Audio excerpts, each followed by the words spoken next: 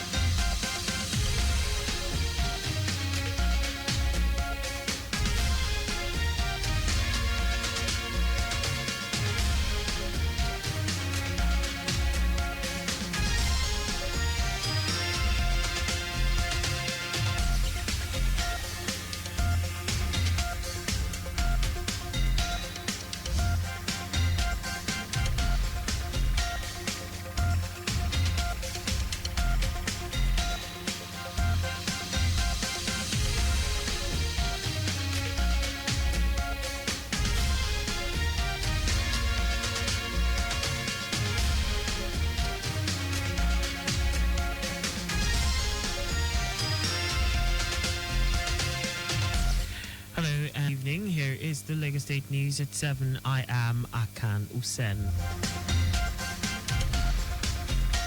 The Lagos State government has warned that any resident of the state who attacks its law enforcement officers on duty, especially the officers of the Central Business District, will face the full wrath of the law. While speaking at the ongoing ministerial press briefing at Alausa, Ikeja, the special advisor to the governor and Central Business Districts, Bola Olumegon Lawal, hinted that 3 people have been prosecuted for attacking officials during the course of their duties. The special advisor, who noted that the Lagos Island and Ikeja CBDs have been opened to business, appealed to traders and take ownership of them to obey all traffic rules. I want to use this opportunity to appeal to our stakeholders, especially different transport unions, market associations, and CDs, to obey all traffic, environmental, and physical planning laws of the state. By doing so, there will be less friction between the agencies' enforcement. Review 126 vehicles and 33 tricycles were impounded for various traffic offences ranging from illegal parking, one-way driving and obstruction of traffic. Our correspondent Adiola Kindele quotes the special advisor CBD as warning against street trading, stressing that any good confiscated will not be released, while 5 CBD officers are also undergoing disciplinary action for gross misconduct to serve as a deterrent to others. Governor Babajide Sanwo-Olu has reaffirmed Lagos State's commitment to building a resilient, sustainable and inclusive transport system as he addressed stakeholders at the 2025 Global Transport Policy Intermodal Roundtable. Transportation experts, members of the diplomatic corps, industry leaders and development partners to explore global best practices and their application in Nigeria. Governor Sanwo-Olu, who spoke through the Managing Director, Lagos Metropolitan Area Transport Authority, Lamata Abimbola Akinjo, described the theme of the round table, Sustainable Transport Systems, Global Best Practices and Lessons for Nigeria, as timely and significant, especially for cities like Lagos that are grappling with rapid urbanization and mobility challenges. The governor outlined Lagos State's ambitious efforts through Lamata to build a multimodal transport ecosystem, which includes integration of road, rail, ferry, and non-motorized options like pedestrian walkways, alongside the rollout of electric and compressed natural gas (CNG) vehicles. As we gather at this round table, let us convert dialogue to policy and policy to progress. Our people deserve a system where mobility is not a daily struggle, but a human right, where our transport choices protect our climate, not pollute it. The journey towards sustainable transport is not a sprint, but a marathon. Achieving these ambitious goals demands more than determination. It requires robust collaboration in infrastructure development at every level. By fostering partnerships among government agencies, communities, we can pool resources, share expertise, and unlock efficiencies.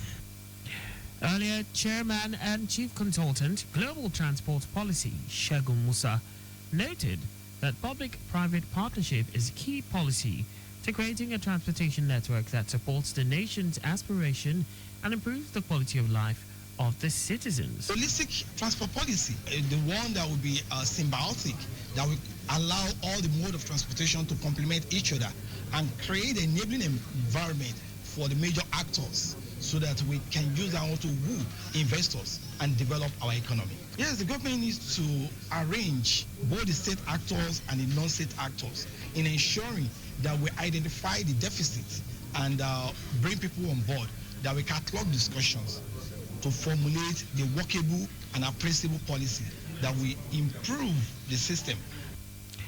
Musa urged the federal government to be deliberate in invoking a sustainable political will to tackle myriads of challenges facing the transportation sector.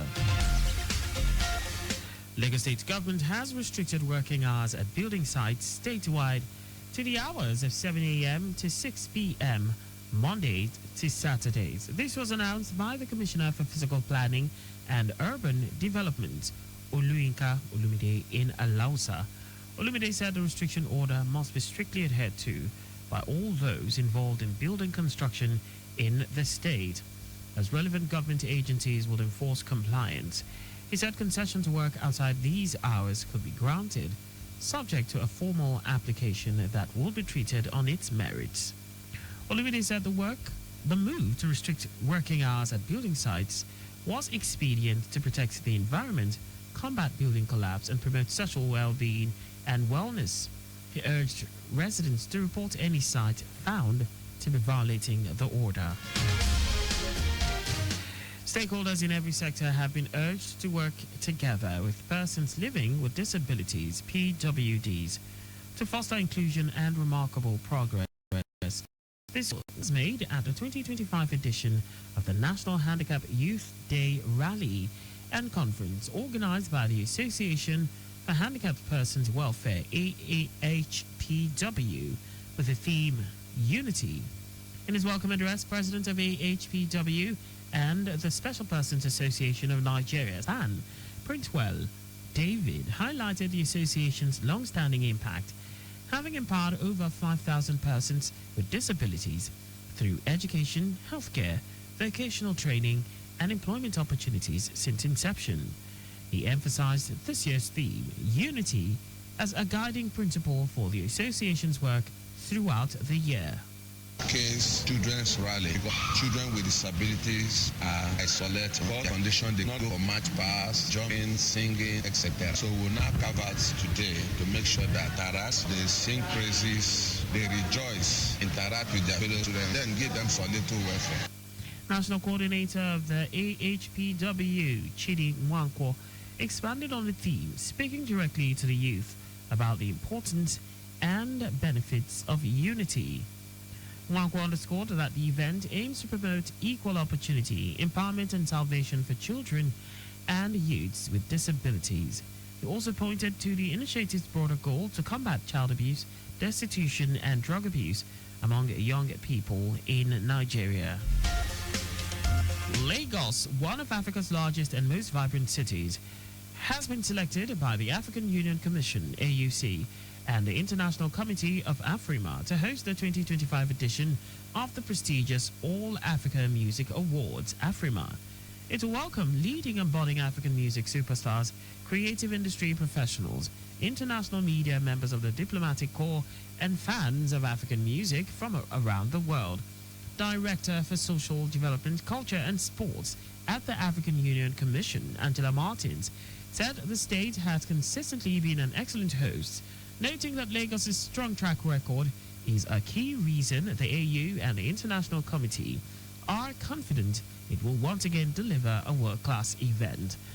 The African Union also revealed the much-awaited Afrima 2025 calendar, detailing the event's key dates and milestones that will lead up to the grand finale, which will take place on November 25 to 30, 2025 in Lagos, Nigeria. The Afrima 2025 is anchored on a bold theme titled Unstoppable Africa. Afrima is expected to feature over 1,600 nominees, including their teams, over 60,000 visitors and delegates, more than 2,300 production crew members, and an audience of over 400 million viewers globally during the live broadcast. And that's all for the state news at 7. Maintain adequate distance from the vehicle ahead of you to avoid collision. You can follow us and like all our various social media platforms on X at Traffic Radio 961, Facebook Lagos Traffic Radio 96.1 FM, Instagram Lagos Traffic Radio 961. On YouTube, subscribe and watch us live on our channel Traffic Radio 961. You can also visit our website on www.trafficradio961.ng. Did you know that under the Sanwo-Olu administration, 18,000 teachers were trained under Eco Excel? You can get more details on the Lagos State Government website. For contact with the newsroom, please send a message to info@trafficradio961.ng. And that ends the news broadcast compiled by Adirayo Idowolaya. I am Akan Usen. Thanks for listening and please stay safe. Good evening.